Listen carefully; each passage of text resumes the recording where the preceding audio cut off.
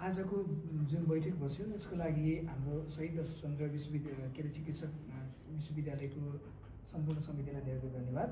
र तपाईँहरूले गर्नुभएको इनिसिएसन हामीलाई खुसी लागेको छ।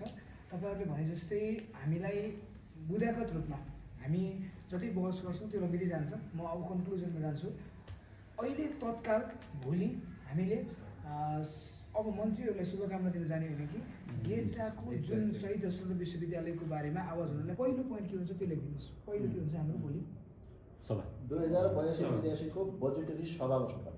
ओके, त्यसबाट के हामी कन्क्लुजन निकाल्छौँ? त्यसबाट के गर्छौँ हामी? त्यसबाट चाहिँ हामी अहिले सञ्चालनमा रहेको लगभग 50 सयको अस्पताललाई 300 शय्याको अस्पताल बनाउने प्रक्रिया थाल्छौँ, जसमा चाहिँ सुदूरपश्चिम प्रदेशमै नभएको स्वास्थ्य सेवा क्याथ ल्याब मुटुको सुपर स्पेसलाइज सेन्टर स्थापना गर्न त्यही बजेटमा राखेका छौँ। र जुन हामीले विद्यार्थी भर्ना गर्ने फ्याकल्टी हो नि, ती फ्याकल्टीको रिक्रुटमेन्टको प्रक्रिया पनि त्यसै बजेटबाट हामी गर्छौँ। त्यो बजेट अलरेडी एलोकेटेड छ। अलरेडी हामीसँग 40 करोड छ। 40 करोड छ। विश्वविद्यालयको बजेट चाहिँ यदि विश्वविद्यालयको सभा बसेर त्यसले चाहिँ पास गरेन भने त्यो चाहिँ सामान्य शिक्षा मन्त्रीले सभा राखेर त्यसलाई सिग्नेचर गरिदियो भने त्यो सुरु हुन्छ हैन त? एउटा बसेर पास गरेर सुरु हुन्छ। शिक्षा मन्त्रीको त्यति एउटा इनिसिएसन गरिदियो भने पुरा हुन्छ हैन त? त्यसपछि हाम्रो 2 अर्बको जो कुरा छ यसका लागि त्यसको लागि हामी के गर्छौँ भने अब अर्थ मन्त्रालयसँग कुरा गरेर पहिलो चरणमा हामी अर्थ मन्त्रालय जान्छौँ। आगामी वर्षको बजेटमा त्यो बजेटको व्यवस्थाको लागि अहिले शिक्षा मन्त्रालयले दिएको 15 अरबको जुन सिलिङ छ, त्यो 15 अरब त अहिले भइरहेका चलिरहेका विश्वविद्यालयलाई दिने बजेट हो। त्यसमा सिलिङ बढाएर हाम्रो 2 अरब 58 करोड थप दिनु पर्यो। त्यो थप्यो भने शिक्षा मन्त्रालय र युजिसीबाट समस्या हुँदैन। त्यो थप्नुलाई प्रक्रिया कहाँमा जानुपर्छ? 1 2 3 शिक्षामा जानुपर्छ।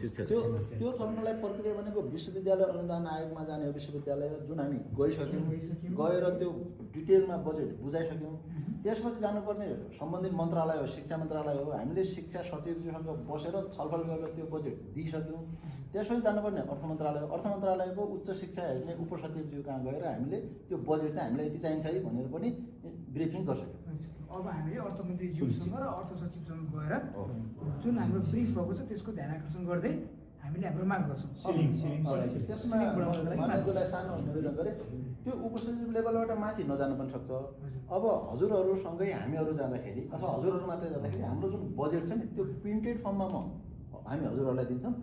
हजुरले हामी सँगै गयो भने हामीले एक्सप्लेन गर्न सजिलो हुन्छ। हजुरले टाइम दिन्छ, हामी चाहिँ कुन बेला कति बेला हुन्छ जति बेला पनि हामी चाहिँ तयार छौँ। र तपाईँहरू तयार अवस्था गर्नु होला। हामीलाई जुन चाहिँ त्यो प्रिन्ट जुन चाहिँ हामीलाई वाट्सएप पठाइदिनु होला। हामी अर्थमन्त्रीज्यूको अर्थ मन्त्रालयमा हामी टाइम आज नै प्रोसेस सुरु गर्छौँ। जति सक्दो चाँडो शहीद विश्वविद्यालयको लागि उहाँले टाइम दिन्छौँ, हामी माग गर्छौँ र उहाँले दिनुपर्छ। तपाईँहरू तयार अवस्था गर्नु होला। तपाईँहरूले ब्रिफ गरिदिनु होला 1 2 3 पोइन्टमा। हामी माग्ने जति पुग्छ हामी त्यहाँ पुगेर यसको लागि यो अब आउने आर्थिक वर्षमा चाहिँ त्यहाँ अध्यापन सुरु गर्नका लागि हामी सबैको एउटै माग रहन्छ। सबै यहाँका प्रतिनिधिहरूसँग लिएर त्यहाँका विभिन्न दलकादेखि लिएर तपाईँहरूको साथ मिल्यो भने हामी छिटो सुरु गर्छौँ है। मैले एउटा यही कन्क्लुजन भयो नि त हाम्रो राष्ट्रिय गौरवको आयोजनाको लागि पनि हामीले राष्ट्रिय गौरवको योजनाभित्र पनि त्यसलाई पार्न सक्छौँ। योजना आयोग भनेको राष्ट्रिय गौरवको योजनामा गएर त्यो पनि हामीले सुरु गर्छौँ। यो टिपोट गरिदिनु होला। त्यसपछि हामी यो जो हामी क्याथल्याबको कुराहरू गरेर